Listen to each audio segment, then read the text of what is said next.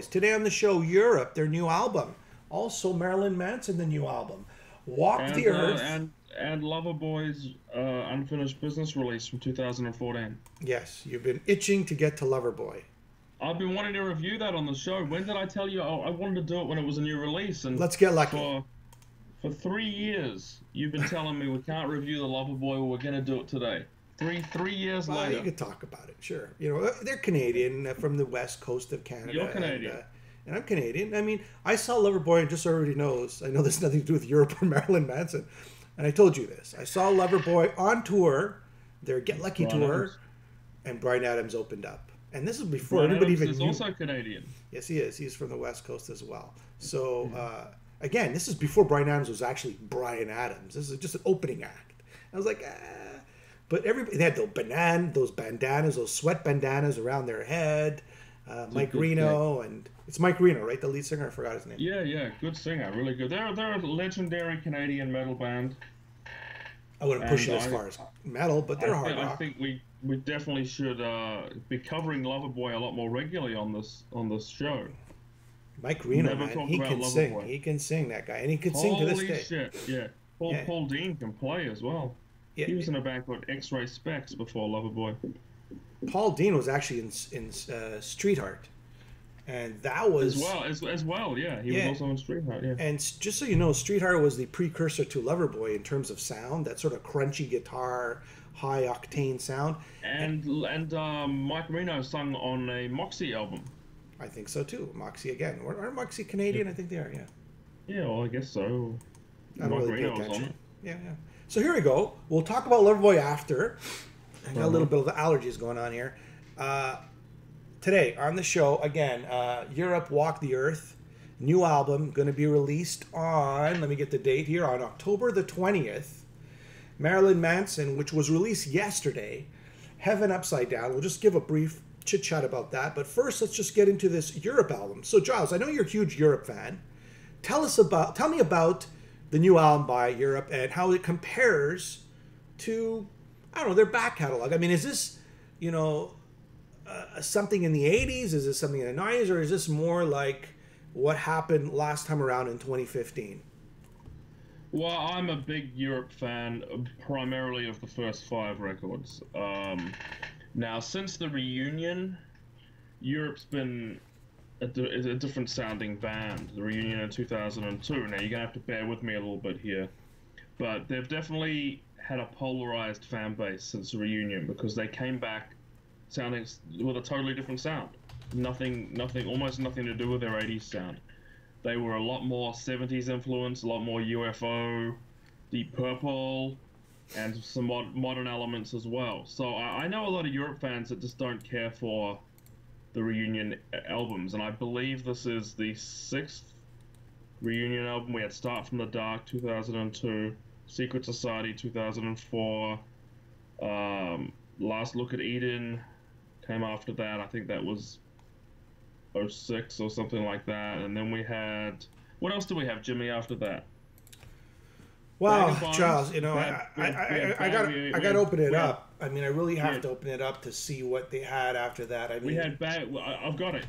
We had Okay. Bag of Bones after that, yeah, and then there was War of Kings, which I thought was. yeah. I thought Secret Society and War of Kings were the strongest of the reunion albums. I tend to Start from the Dark. They all have some really good songs. Start from the Dark had some great songs. Last Look at Eden had some really good songs. This new album also has some really good songs. Yeah. But as an album, I don't feel this is as strong as War of Kings. I thought they really got it right on that album in the same way they got it right with Secret Society.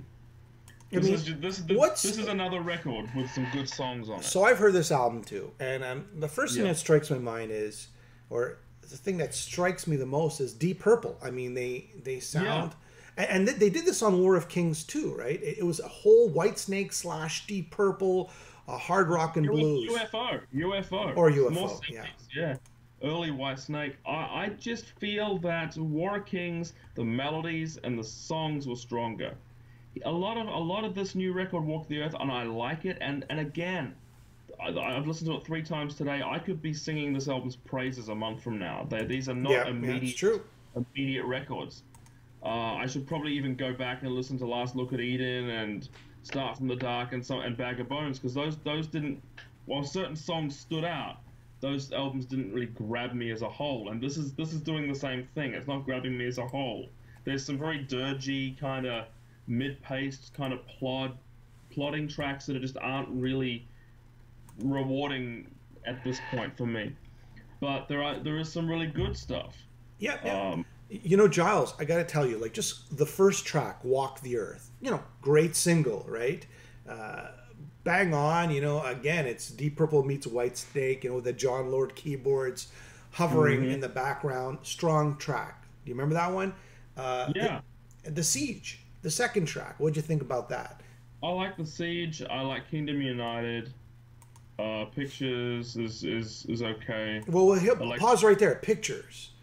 Here's a beautiful ballad, and you're not talking about like a Don Dokken power ballad here. We're talking about, you know, a slow song, you know, with some nice piano there, very, not a traditional ballad, more of a slow song of the 70s, I'd call it, very organic. Would you say? Yeah, it's cool. It's cool. I think the album starts strong. First three tracks are really, really cool. Election Day is cool. After that, it kind of loses me a little bit with the last five tracks. I'm just not, nothing's really jumping out at this point. Yeah, I mean, and then the song Haze, it's very, I would say it's a good song, but it's like a copycat song. It's very Led Zeppelin-ish, again, hitting the White Snake. And you're going, okay, well, we have these bands. Why do we need somebody as strong as Europe to sort of copy that sound? I don't get it. Yeah. Why are they doing this? The good thing for Europe is it seems like this sound is proving to be very popular for them. Especially in the UK, they have just become a massive band. And it's really weird because they've been really smart. They could have very easily been dismissed and written off as that Final Countdown, pretty boy, one-hit wonder thing, and just got no credibility or no respect in the business ever again.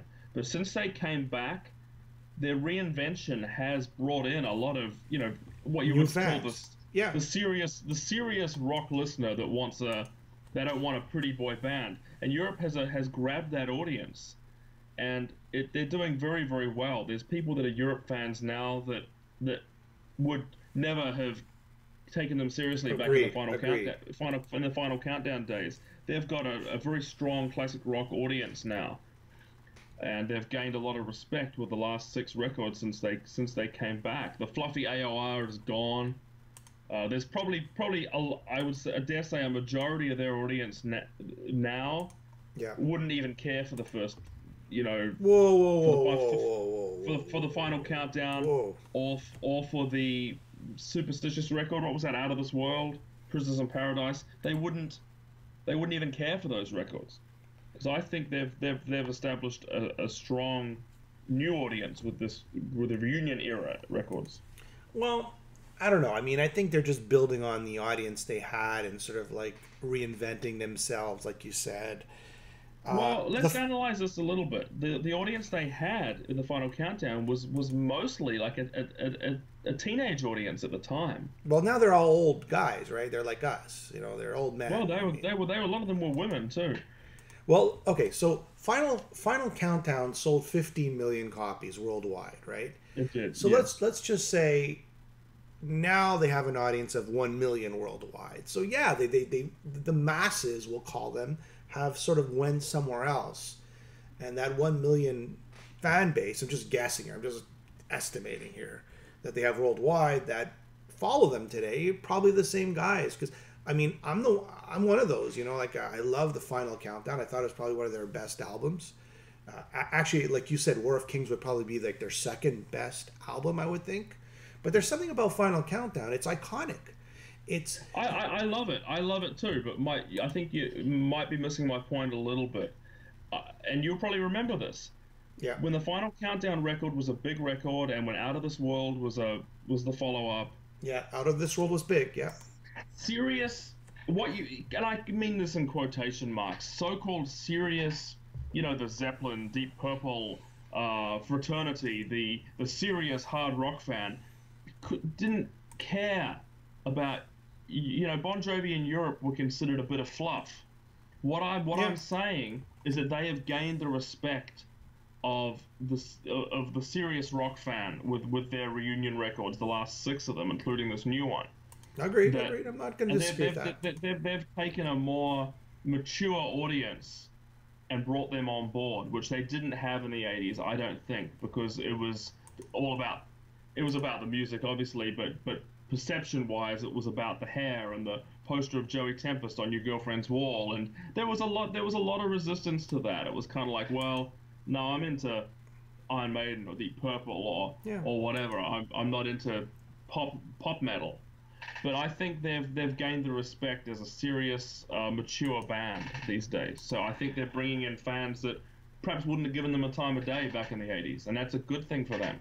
Well, let's just talk about the Final Countdown. Now, before it was Wings of Tomorrow, which was more of a hard rockin' album. Yeah, that's a record that probably has more in common with what they're doing now, as a tougher, harder sounding record. Yeah. And it's funny because they did lose a lot of their bass when the Final Countdown came in, because they lost a little bit of their bass, but they gained a worldwide recognition, right? Mainstream, yeah. And now just think of the song "The Final Countdown." You go to a ball game, you go to a hockey game, you go to a soccer game, you go to, a movie, you go to a comedy fest.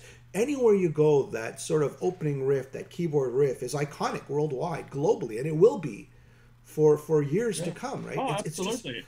It's just incredible. There was a time there where it was driving everyone crazy. The song was just it was too much. Now it's become kind of, oh, that's a classic, nice one, or kitsch, or a little bit nostalgic, or all three rolled into one. There was even talk of Europe dropping everything pre-reunion from their set. And now, I remember this a few years ago, and then they went on, obviously, later on to do the whole of the Final Countdown album in its entirety in a recent tour. But yes. They were talking about dropping everything pre-reunion, and I think they could almost do that now with the fan base that they've generated from the reunion records. Do you know what they used to do when they came out with Final Countdown? I don't know if you remember this or not. Well, they'd start with it. They'd start with it and they finish with it. They drove people crazy. To be fair, they didn't finish with it in its entirety. It was the opening riff. It was the riff. They reprised it. They played the chorus a couple of times around. Yeah. They were big, man. They were big. And even their second album, Out of This World, it was, with all of them sort of like hugging together, right, standing close by. That was a big album for them as well. But Final Countdown to me is an excellent album, probably their peak.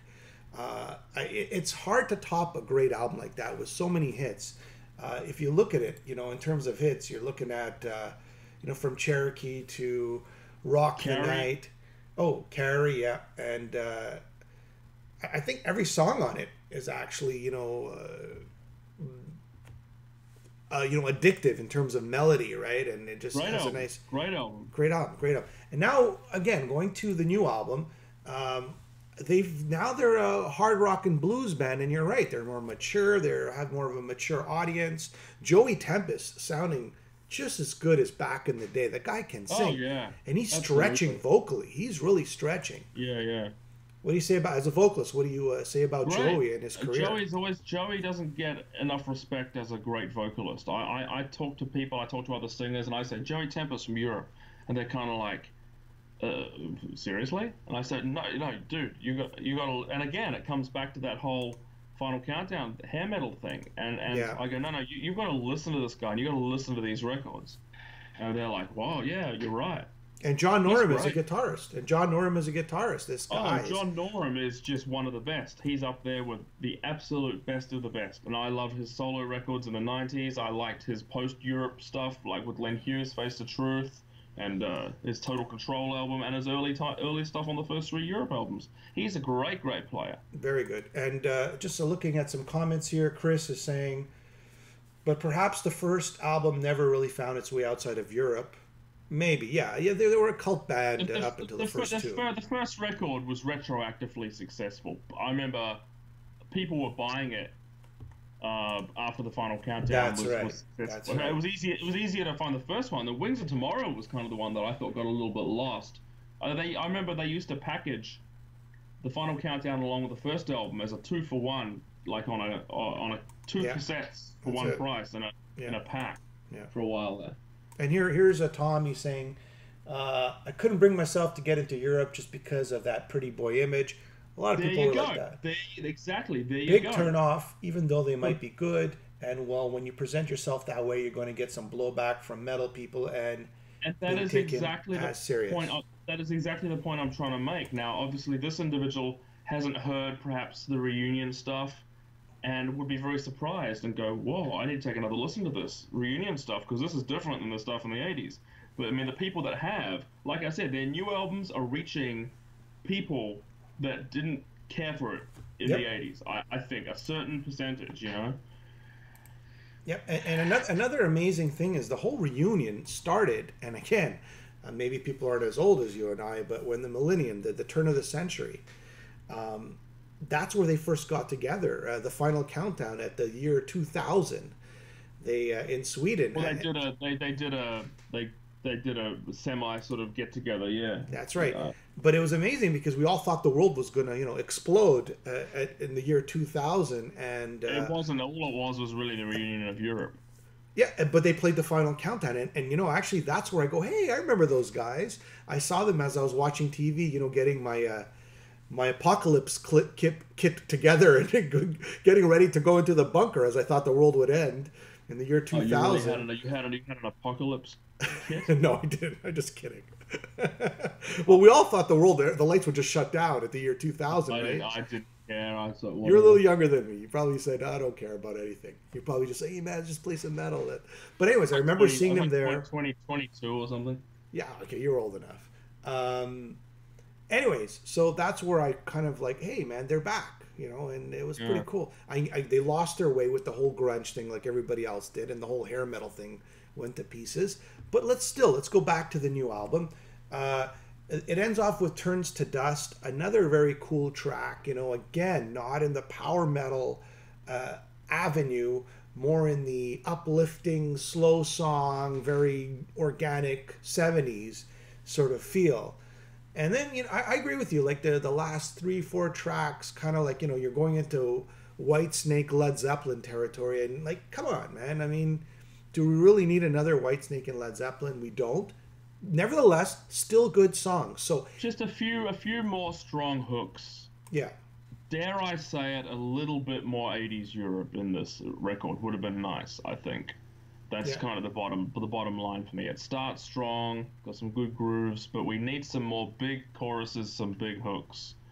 And that's the kind of thing. It's balancing the old Europe with the new. This one leans a little too further into the new Europe. Yeah.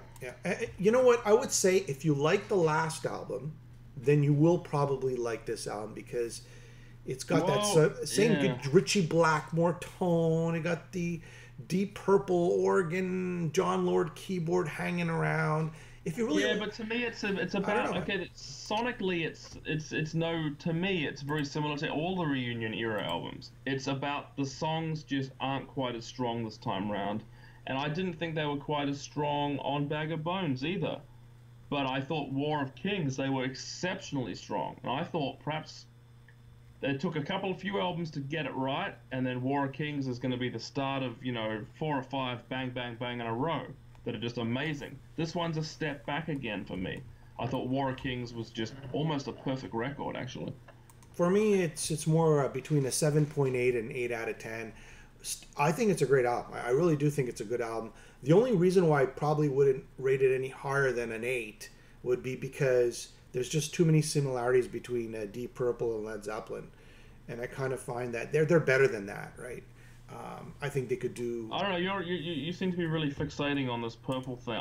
That's definitely an influence, but I hear UFO, I hear a lot of 70s rock. I don't just hear Led Zeppelin and Deep Purple, but I don't really hear the Whitesnake connection there. But anyway, maybe early Whitesnake. But Wolves again, that's probably just a John Lord kind of link there.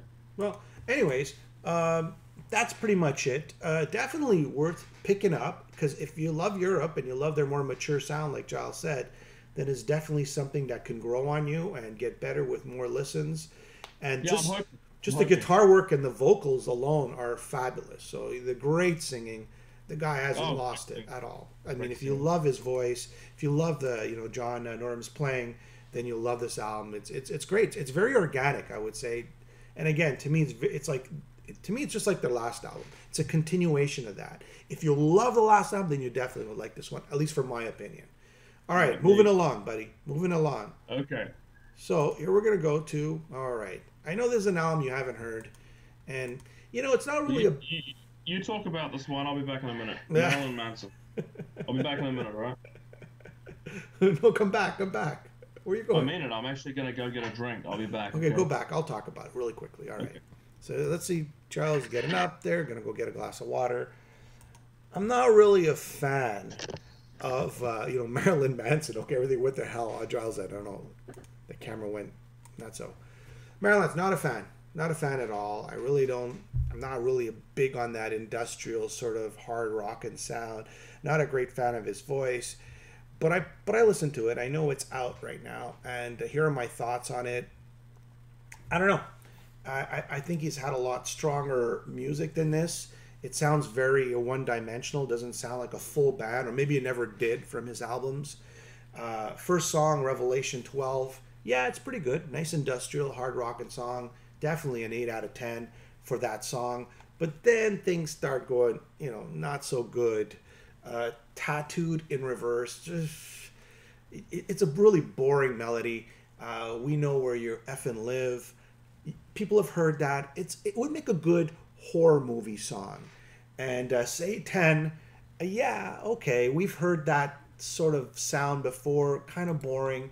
Kill for me. This is the track that I like. Again, another horror movie like-ish. I don't know if Marilyn Manson's just trying to stay relevant. I don't know. He's just, now he's getting violent, like really violent. I mean, do we really need more violence in this world? I guess he's just trying to stay relevant. He's just trying to shock people, and that's what he's saying and doing. But it's a good song overall if you remove the lyrics. Saturnalia. Yeah, it's okay. Jesus Crisis. Nice, catchy song, but I don't know. He's just trying to be a badass, and he isn't. And the lyrics kind of stupid. And here's actually when the album starts getting better for me. It's the last 3 tracks, because now it's Blood Honey is more of an atmospheric song. I kind of dig it. It's kind of more of the old school Marilyn Manson. And Heaven, Upside Down, and Threats of Romance, I find, okay, now he's actually playing, with a band. It sounds more like a band atmosphere, like a band, little funk happening, more of a David Bowie kind of vocals. So overall, not a big fan. I think this album's very slim. I don't know about slim, but maybe one-dimensional. I definitely would put this at maybe a 6.5 out of 10. I wonder when Giles is going to get back. Let's see what's happening with Giles. Here we go. Giles, you back? What's going on? I'm done. So there you have it, Marilyn Manson. Giles, you must be really thirsty. As we wait for Giles, and we'll talk a little Loverboy.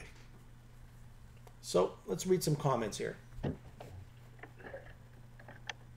I'm back. Sean, what's happening? Hey, man, there you are. Okay, just in time. Just in time. We just... That was perfect. That was perfect timing, yep. A little dead air time, but we're okay. How much dead air time was there? Not much at all. So, getting back to it, let's just do a little bit of this Loverboy thing you were talking about. So, well, Loverboy, in 2014, Loverboy put out a record called Unfinished Business. Do you want to bring that up there? Look, Giles, you can talk about it, because after Get Lucky, I was just kind of like, I'm out of it. There's no more Loverboy for me. After that big tour with Bryan Adams, I'm out of it. Just so you can see what I'm talking about. Bring it up there. I can't just bring it up like that. It doesn't work that way. I have to. Yeah. All right, okay. Can you put it up on the screen there? No, I can't. I have to go find it. Can you see that? Can you see that? That we can see, yes. Loverboy, high five. High five. Loverboy. Unfinished Business is the name of the album. Yeah. Now, this was released July 15, 2014, and what this was a whole lot of songs that they had written or demoed in the late 70s and throughout the whole 80s, and I believe to the end of the 80s. And a couple of new ones as well. And they were all newly recorded. They weren't old recordings. They were all newly recorded. But I'll be damned, I have never heard a record that sounded so much like it could have been just taken straight out of 1986. Mm-hmm. The keyboard sounds, the guitar tone, the vocal, everything. And this is one of their strongest records. And a lot of recent Loverboy albums have not been that remarkable, in my opinion. But this was just... Some of these songs, if they'd come out in the 80s, they would have been hits. It just shows you how good this band was. These were songs that they didn't use back in the 80s. Yep. And these are as good as the ones they did use. You know, it was just they had such a wealth of hit material there. Counting the Nights, amazing song. Doing It the Hard Way, another cool song. War Bride, Come Undone. Fire Me Up, really good stuff. Loverboy, Canadian metal at its best. Well, here's a little tidbit for everybody out there. So we talked about Streetheart. So this was Paul Dean's band before Loverboy. Now, if you really want to listen to a really cool hard rockin' album, again, it's hard rock. It's not metal. It's kind of like the precursor to Loverboy. Meanwhile, Back in Paris. So this was a staple on Canadian radio. As we were growing up, Paul Dean, you know, again, right before Loverboy, songs like Action, Pressure, Can You Feel It? And I think they covered, what was it? Under My Thumb they covered. It wasn't on that album. It was on the next album, I believe. Under My Thumb by the Rolling Stones. Great album. Meanwhile, Back in Paris, especially the song Action. Put that on. I mean, the production is still just as good today as it was back in the day. And those are the roots. Those are the roots of Loverboy. That chunky guitar, right? That power guitar, and those vocals. Mike Reno vocals in Loverboy is just amazing. That's pretty much it, Charles. What else did you want to talk about? Well, I just wanted to review the Loverboy album. For the last 3 years, I've been saying we've got to review this Loverboy record. Well, we finally found the town. And you're going to put that on the title of the video too, right? Yes, Loverboy. Loverboy. Yeah. Because they'll flock and like. You know, nothing against Loverboy. Actually, I saw a few live clips of Mike Reno. He's a big guy now, but man, he can sing. He can sing, the guy. He definitely has not lost his voice. And those are some tough songs to sing. All right, man. Well, I've always been a big fan of Loverboy. Always. So there you have it, folks. We had Europe, their new album. Pick that up. Definitely something to buy, and it's again released. It's going to be released October the 20th. Walk the Earth, and the artwork is by famous Los Angeles artist Mike Sportes. Really cool cover. Yeah. Very 80s looking. Yeah, like very 80s very video nice. Very cool. And the Marilyn Manson. Well, if you're a big fan, you probably like it. If you're not a big fan, you wouldn't care about this, because I really didn't care about it. I don't give a shit about him. But again, if you're a big fan, you might like something on that album. And Loverboy, as Giles would recommend, thumbs up. Pick it up. Loverboy, Unfinished Business, 2014. Unfinished Business. Buy it. I think it's still available. Buy it. Get it on eBay. Download it. iTunes. Do whatever you got to do. Listen to Loverboy, Unfinished Business. If you missed that one, check it out. All right. Don't forget to like and subscribe. Like Facebook. Subscribe to YouTube. And again, when you go to YouTube, what you have to do is, it's not good enough to just hit the subscribe button, but you got to go that little bell right next to it that says send me all notifications. That's the only way you'll get notifications. So subscribe really isn't good enough on the YouTube. It's never good enough. But you know what's good enough? What? Nothing. Europe's new album and Loverboy. All right. There you go. All right. We'll talk soon, man. All right. Catch you later. Okay, bye.